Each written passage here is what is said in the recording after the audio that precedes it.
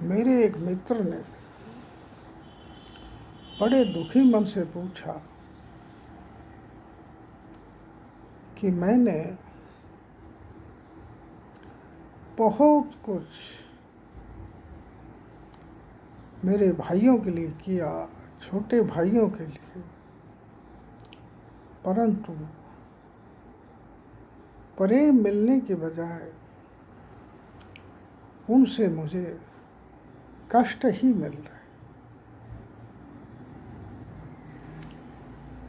मैं आज इस बात का जवाब एक वृद्ध सत्र में देना चाहता हूँ। ये संपूर्ण समाज मूल रूप से पार्श्विक हिंसा से ग्रसित है। हजारों वर्ष पहले मनुष्य के अंदर दमित हिंसा आज भी बाहर नहीं आई है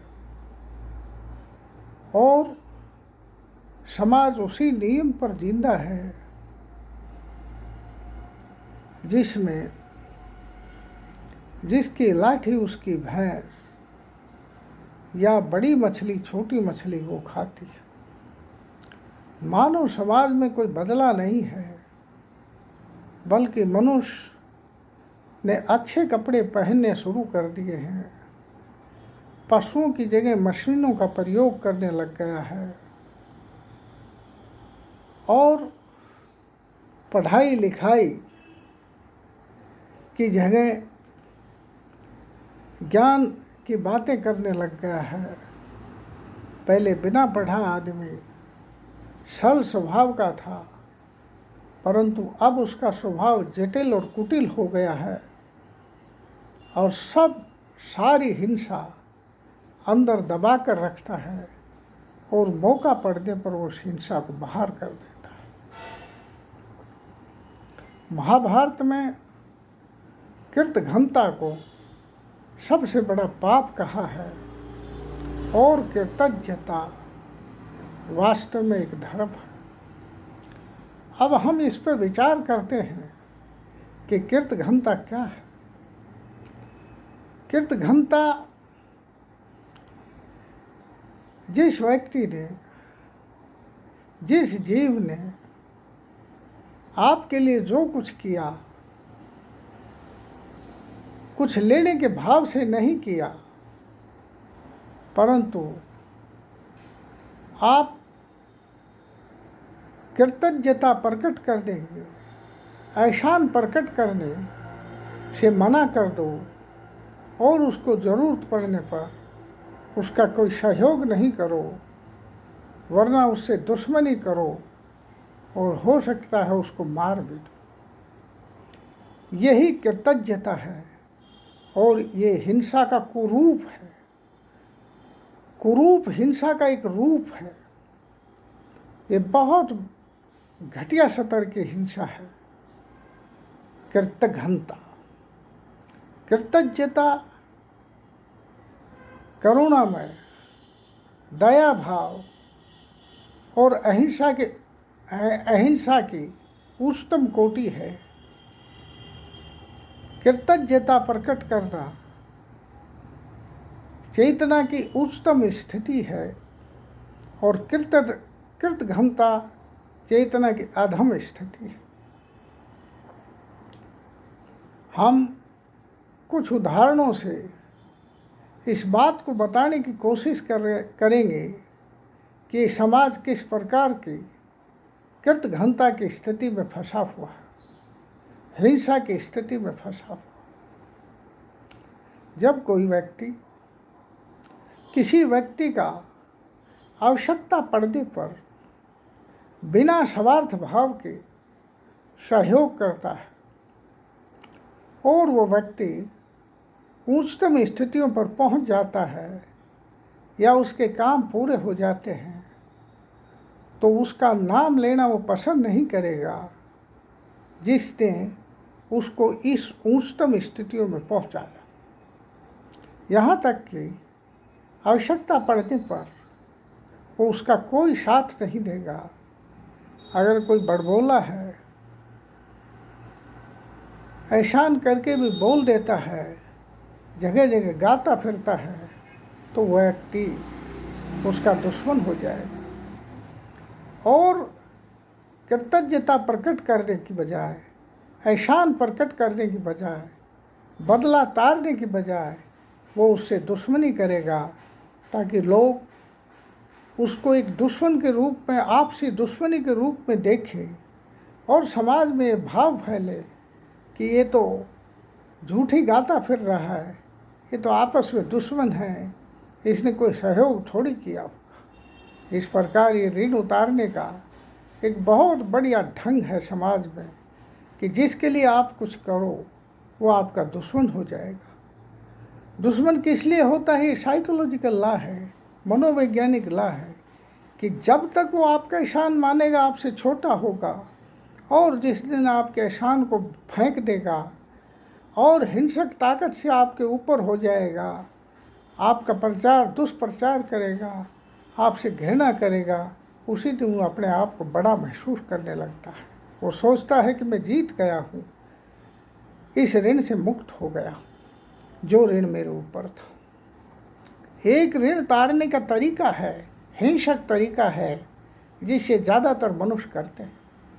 इसका दूसरा उदाहरण मैं लेता हूँ कि आप देखिए,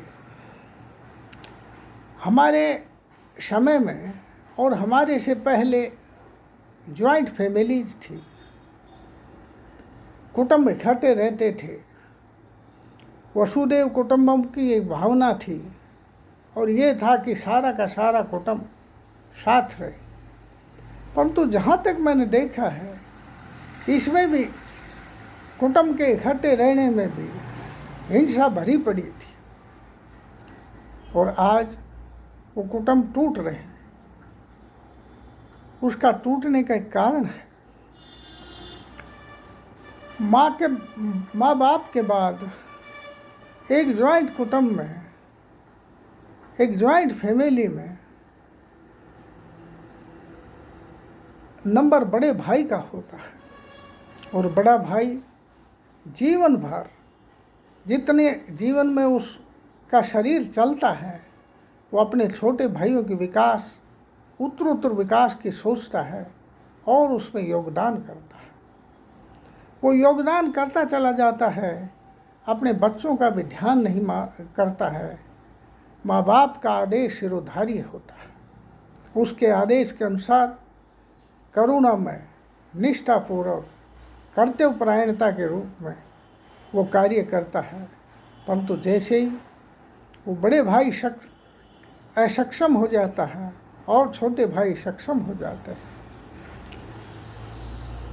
तो बड़े भाई की बेटी की अगर शादी है तो शादी के दिन ही बंटवारे की बातें होंगी कि आज सब कुछ बांट लिया जाए, क्योंकि सब कुछ बड़े भाई की बेटी की शादी में लग जाएगा। इतनी तौहीन की जाती है, वह हाथ पैर जोड़कर अपने बच्चों की शादियां करता है। अगर ऐसा भी कुछ हो जाए तो थोड़े दिन बाद ही माँ कहने लग जाती है कि मेरे बेटे को तो अच्छी से अच्छी जगह दो, अच्छे से अच्छे संसाधन दो, क्योंकि मेरा तो छोटा बेटा है। और पूरे गांव कुटुंब के लोग कहने लग जाते हैं छोटे को सबसे बढ़िया चीज़ दी जाए। एक आदमी 65 साल का है, एक भाई 40 साल का है। 40 साल के को जिसने उस कुटुंब में कमाने में कोई योगदान नहीं दिया, उसको सबसे अधिक चीज़ें दी जाएं, सबसे अधिक ज़मीन दी जाए और सबसे बढ़िया से बढ़िया सामान बंटवारे में दिए जाए। ऐसी समाज में धारणा की जाती है। और एक समय आता है कि वो बड़ा भाई असहाय अकेला पड़ जाता है, उसका कोई साथी नहीं होता। उसके साथी होते हैं उसके बेटे बेटी, जो या तो अनपढ़ रह गए हैं या कुछ खास पढ़े लिखे नहीं हैं, कुछ कामयाब नहीं हैं, और वो निरंतर गिरावट की स्थिति में आता है। और छोटों के बच्चे कोई डॉक्टर होते हैं, कोई इंजीनियर होते हैं, और संसाधन क्योंकि उनके पास होते हैं, वही जिनको उस भाई ने पाला उस भाई की इंसल्ट करते हैं, उसकी मजाक उड़ाते हैं। वो कहते हैं कि इसके बच्चे कामयाब नहीं हुए, ये खुद भी योग्य नहीं था, सारे घर को लूट कर खा गया। ये कृतघ्नता की प्रकाश था। बड़े भाई को तो क्या बख्शेगा ये समाज। माँ बाप की स्थिति बता देता। जब माँ बाप असहाय हो जाता है, उसके हाथ से कंट्रोल निकल जाता है, तो उसकी स्थिति क्या होती है? उसकी स्थिति उस बूढ़ी गाय से भी बुरी होती है, जो गाय खेतों में छोड़ दी जाती है। ये पाखंडी हिंदू समाज उस छोड़ी हुई गाय को तो रोटी भी देगा, उसकी तो पूजा भी करेगा और उसको चारा भी खिला देगा, परंतु वो असहाय बाप और माँ जो अपने बेटे के पास, जो कभी आश्रयदाता थे, आश्रित के रूप में रहते हैं, उनको रोटी दी जाए या नहीं दी जाए, इसकी कोई परवाह नहीं करता। वो उस गाय से भी बुरे हो जाते हैं जो बूढ़ी होने के बाद कसाई को दे दी जाती है। कसाई तो गाय को एक दिन काट देता है, उसका दर्द सदा के लिए मिट जाता है, परंतु उस बूढ़े माँ बापों का दर्द सतत चलता रहता है। वो रोज़ाना बेटे बहुओं के वाणी रूपी बाणों से काटे जाते हैं, बींधे जाते हैं और असहाय स्थिति में टकटकी लगाकर बैठे रहते हैं या सो जाते हैं, पर कर कुछ नहीं पाते। मैं हरियाणा के गांव की स्थिति का बखान करूंगा। हरियाणा के गांव में वृद्ध अवस्था की पेंशन सम्मान पेंशन के लिए मिलती है। जिस दिन पेंशन बूढ़े को मिलनी होती है, उस दिन उसकी दाढ़ी बनाई जाती है, कपड़े पहनाए जाते हैं अच्छे, और वो पेंशन ले ली जाती है, खोस ली जाती है उस बूढ़े से तुरंत, और बूढ़े को मैले कुचले कपड़ों में टूटी खाट पर अलग से पटक दिया जाता है। उसके बाद की कोई परवाह नहीं की जाती है, उसको कुछ नहीं सुना जाता है। अगर वो चलने फिरने में काबिल है तो घूमकर अपना समय अपने साथियों के पास निकाल लेता है, और अगर वो चल फिर नहीं सकता तो असहाय स्थिति में वो पड़ा रहता है। 2 टाइम की रोटी उस पेंशन के बदले उसको दे दी जाती है, और उसके इच्छा अनुसार उसको कोई खाना नहीं दिया जाता। वो कोई मांग नहीं कर सकता कि मुझे ये चीज़ दी जाए या नहीं दी जाए, ये मैं खाऊंगा या नहीं खाऊंगा, उसकी इच्छा का कोई कीमत नहीं। उसके सामने खाना पटक दिया जाता है और उसको वो खाता है। यहाँ तक कि बहू बेटियाँ अगर कोई आती हैं तो टकटकी लगा कर देखता रहता है। वो उस पेंशन के पैसे उसके पास नहीं होते जो सम्मान पेंशन के रूप में उसको मिली है, और वो कहता है कि मेरी पोती आई है, मेरी बेटी आई है, मैं 50 रुपये दूँगा। तो बहू अंदर से हिड़कती है कि तू अपने हाथ से कैसे क्या देगा, हम अपने आप दे देंगे, आप अपना भगवान का नाम लो, भजन करो। वो असहाय पीड़ा में सो जाता है। जिस टूटी चरपाई में वो ढंग से सो नहीं सकता, जो गंदे कपड़े वो पहने रहता है उसमें बदबू आती है, जिस बिछावना पर भारी गंदगी फैली है उस पर वो बैठकर भजन करे भगवान का, कैसी विडंबना है। ये तो बुजुर्गों की स्थिति है। ये कृतघ्नता की प्रकाष्ठा है। और शहरों में भी देखो, जो पैसे वाले हैं वो फादर्स डे मनाते हैं, मदर्स डे मनाते हैं, पेरेंट्स डे मनाते हैं, परंतु वो फादर्स डे मनाने वाले, पेरेंट्स डे मनाने वाले, मदर्स डे मनाने वाले उन अपने बुजुर्ग माँ बाप को अपने यहाँ आश्रय भी नहीं दे सकते। गाँव में पेंशन के भूखे या कुछ ज़मीन का हिस्सा उन बुज़ुर्गों को दे दिया जाता है कि जब तक जिस भाई के पास ये रहेंगे तो ये ज़मीन का हिस्सा वह जोतेगा।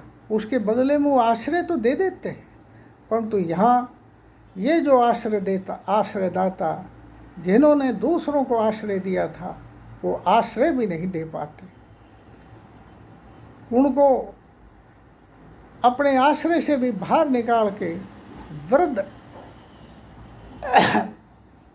आश्रमों में छोड़ दिया जाता है, वृद्ध आश्रमों में पहुंचा दिया जाता है। वो रात दिन अपने पोते पोतियों की याद में, उस बेटे के बचपन की याद में जिसको उन्होंने पाला था, पोसा था, बड़ा होकर उसको डॉक्टर बनाया था कि हमें बहुत आकाश में पहुंचाएगा, हमारी बहुत सेवा करेगा। उसकी याद में वो रात दिन वहाँ आंसू बहाते रहते हैं। उस आश्रम में उनका कोई भी साथी संगी नहीं होता है। साथी संगी बहुत होते हैं, पर उन जैसे ही वो सब अकेले और रात दिन किसी दूसरे सोच में डूबे हुए लोग होते हैं। वो सब साथी होकर भी एकांकी होते हैं, क्योंकि जिन लोगों से उनके पास उनको रहना था वो उनको रख नहीं रहे, और जहाँ वो रह रहे हैं वो कीमत चुका कर रहे हैं। ऐसी विडंबना है कृतघ्नता की। अब ये समाज, आप अंदाज लगाइए कि कितने बड़े पाप से गुजर रहा है। मैंने 2 ही एग्जाम्पल दिए हैं, 2 ही उदाहरण दिए हैं, जिसमें संपूर्ण समाज कृतघ्नता में ही डूबा हुआ है।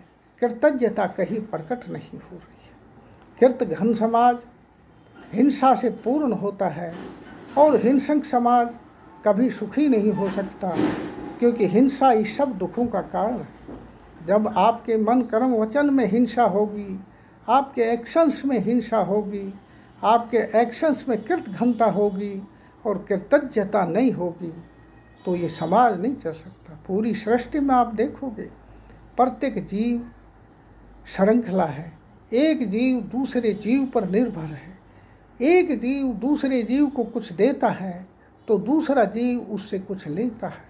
इस प्रकार सबसे प्रकृति के नियमों के अनुसार कृतज्ञता एक नेचुरल लॉ है, परंतु मनुष्य ने इस नेचुरल लॉ को भी छोड़ दिया है और कृतज्ञता को छोड़कर, ग्रेटिट्यूड्स को छोड़कर वो इनग्रेटिट्यूड्स हो गया है, वो कृतघ्न हो गया है और कृतघ्नता को ही अपना एक प्रकार का सिद्धांत बना लिया है। इस प्रकार मैं कहूँगा कि मेरे मित्र का जवाब मिल गया है कि पूरा समाज ही कृतघ्न है। इसमें आप अपने छोटे भाइयों, बड़े भाइयों की बात मत कहिए। पूरे समाज में बड़े और छोटे भाई की बात तो क्या हो सकती है। अरे कोई माँ बाप का नहीं, जो माँ बाप रात दिन उनको पालते पोसते और बड़े करते हैं, वो उनकी रोटी की व्यवस्था नहीं कर सकता, उनकी दवा की व्यवस्था नहीं कर सकता, उनकी इच्छाओं की परवाह नहीं करता, उसके पास बैठने से घृणा करते हैं, अपने माँ बाप के पास बैठते नहीं, उनकी बातें नहीं सुनते। उससे बड़ा हिंसक और निर्दयी समाज और निर्दयी व्यक्ति कौन हो सकता है। इस प्रकार के निर्दयी व्यक्तियों से कभी भी हम ये आशा नहीं कर सकते कि ये समाज कभी सुखी होगा। परंतु मैं एक आशा के साथ कहता हूँ कि समय आएगा कि आदमी की चेतना उत्तरोत्तर ऊंची होगी और उच्चतम स्थितियों में पहुँच जाएगी, और जिस दिन मनुष्य के अंदर दमित हिंसा बाहर आ जाएगी, उसकी चालाकी बाहर आ जाएगी और वो सरल स्वभाव का हो जाएगा, उसी दिन समाज में एक नए रूप का अवतरण होगा और एक अहिंसा पर आधारित समाज, शाश्वत सुखी और आनंदमय समाज पैदा होगा। धन्यवाद।